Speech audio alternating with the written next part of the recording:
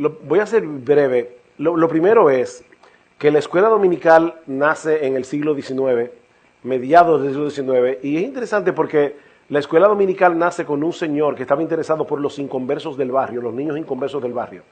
Así que la escuela dominical nació como un esfuerzo de enseñar Biblia a hijos que no tenían padres cristianos. Luego la iglesia se dio cuenta de que era un buen instrumento y lo adoptó para enseñar aún a los niños de la iglesia que sí tenían padres cristianos. Y yo no creo particularmente que por el hecho de que la escuela dominical haya nacido de esa forma, no pueda ser una buena herramienta que la iglesia use. Yo no estoy en contra de la escuela dominical. Yo creo que la escuela dominical puede ser una buena herramienta para la iglesia. Ahora bien, el problema está cuando los padres cristianos se apoyan en esto y dejan que la iglesia sustituya la labor que ellos están llamados a hacer. La iglesia nunca debe sustituir la responsabilidad paterna. Entonces, una cosa es que el domingo la iglesia instruye a los niños mientras los adultos están recibiendo clases, pero ¿qué pasa durante la semana? Una instrucción los domingos no va a hacer todo lo que el niño necesita. Y por eso necesita instruir a los hijos en casa todos los días.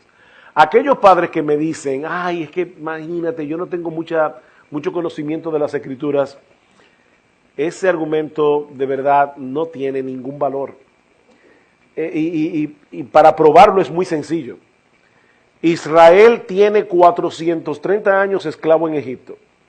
Acaban de salir y están camino a la tierra prometida. No tienen mucho conocimiento todavía. Y es a ese pueblo que Dios le dice, oye Israel, Jehová nuestro Dios, Jehová uno es, y amarás a Jehová tu Dios de todo tu corazón y de toda tu alma y con todas tus fuerzas, y estas palabras que yo te mando hoy estarán sobre tu corazón y las repetirás a tus hijos. Y es evidente que la idea de Dios es que esa palabra debe permear todo, porque dice, hablarás de ellas estando en tu casa, andando por el camino, al acostarse, cuando te levantes, o sea, es que todo en la casa debe estar recordando la palabra de Dios. Estos padres no habían ido a un seminario, de hecho muchas de estas personas a las que Moisés le dijo eso no sabían leer y escribir, eran analfabetos. Y por eso es que la repetición de la palabra era tan importante en Israel. Sin embargo, Moisés creía que si ellos amaban a Jehová con todo su corazón y tenían en alta estima su palabra, ya ellos estaban capacitados para hacer esto. Así que no es falta de preparación. Y yo entiendo que puede haber temor o puede haber irresponsabilidad. No es muy fácil recostarse en la iglesia y a que la iglesia se encargue de eso. Pero la responsabilidad es de los padres, no es de la iglesia. Perdón, Javier, si eso responde a tu pregunta. Sí, en cuanto a la adoración familiar, algunos consejos útiles. Brevemente otra vez. Primer consejo útil, vayan a YouTube y escuchen una prédica de Joel Beeke titulada La adoración familiar. Yo no he oído nunca un mejor estudio sobre ese tema y está traducido al español. O sea, está Joel Beeke predica en inglés y hay alguien traduciendo al español. En la conferencia que hicimos en Colombia ahora, en Cartagena, lo pueden buscar ahí. De verdad es lo mejor que yo he oído de ese tema. Y lo bueno es que Joel Beeke da algunas recomendaciones prácticas de cómo hacer el altar familiar. Una de ellas es, nosotros debemos hacer el altar familiar interesante y debemos tomar en cuenta la edad de nuestros hijos, porque a veces hay padres que le dan un sermón de 1 hora y los niños ahí de 4 años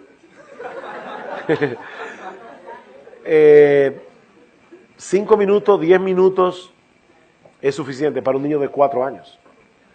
2, yo debo llevarlo a la palabra, debemos adorar y debemos orar. 3, yo debo traer siempre el evangelio en medio de mi exposición. Porque uno de los problemas que a veces pasa con los padres es que enseñan historias bíblicas, pero las historias bíblicas están desconectadas de la gran historia. La Biblia no es un libro de historias bíblicas, valga la redundancia. La Biblia es un libro de redención. Y todas las historias bíblicas están conectadas de alguna manera con la gran historia de redención. Entonces yo tengo que buscar la forma de conectar la Biblia con la historia de Jesús. No sacando a Jesús donde no está. Porque Jesús no está detrás de cada piedra, debajo de cada piedra del Antiguo Testamento.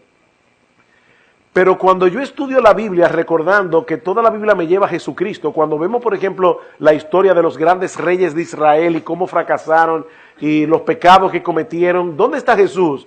Bueno, ¿dónde está Jesús? Jesús está allí como una necesidad silente. O sea, fíjense cómo este pueblo tenía leyes. A veces nosotros le enseñamos la palabra de Dios a nuestros hijos como si ustedes siguen las leyes, van a hacerlo bien. Es que el pueblo de Israel tenía las leyes y como quiera no podía. Y cuando el niño te dice, papi, es que yo de verdad yo no puedo. Yo te entiendo, mi hijo, porque yo tampoco puedo. Pero precisamente para eso fue que vino Cristo.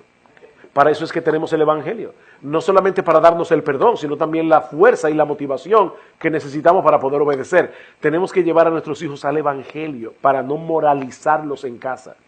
Porque ese es el problema. Muchos padres moralizan a sus hijos en vez de darles el Evangelio. Pero esos son algunos consejos. Hay muchas cosas que se pueden hacer. Sí, Gloria. Una herramienta buenísima son los comentarios explicados de Juan Carlos Ryle, porque él escribió esto para devocional.